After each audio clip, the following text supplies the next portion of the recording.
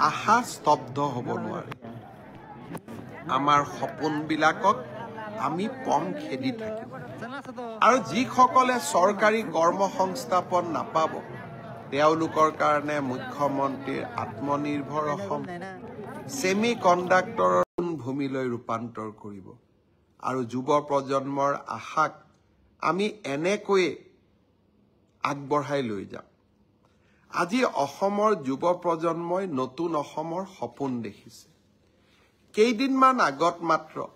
ADRE পৰীক্ষা হৈ গৈছিল ৰিজাল্ট দিব ফেব্ৰুৱাৰীৰ শেষ সপ্তাহত নহলে মাৰ্চৰ প্ৰথম সপ্তাহত শিক্ষক নিযুক্তিৰ প্ৰক্ৰিয়া চলি আছে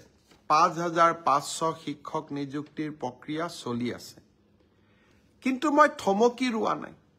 5500 নিযুক্তিৰ প্ৰক্ৰিয়া চলি থকাৰ সময়তে নতুনকৈ আকৌ 4500 পদৰ আমি বিজ্ঞাপন দিলো এটা এডিআৰই পৰীক্ষাৰ ফলাফল দিম আৰু লগে লগে নতুন পদৰো আমি বিজ্ঞাপন মুকলি কৰি দিম আশা স্তব্ধ হ'ব নোৱাৰে আমাৰ সপোনবিলাকক আমি পম খেদি থাকিম আৰু যিসকলে চৰকাৰী কৰ্মসংস্থাপন নাপাব তেওঁলোকৰ কাৰণে মুখ্যমন্ত্ৰীৰ আত্মনিৰ্ভৰ অসম সেমি কণ্ডাক্টৰৰ দৰে অজস্ৰ উদ্যোগ আমি সকলোৰে বাবে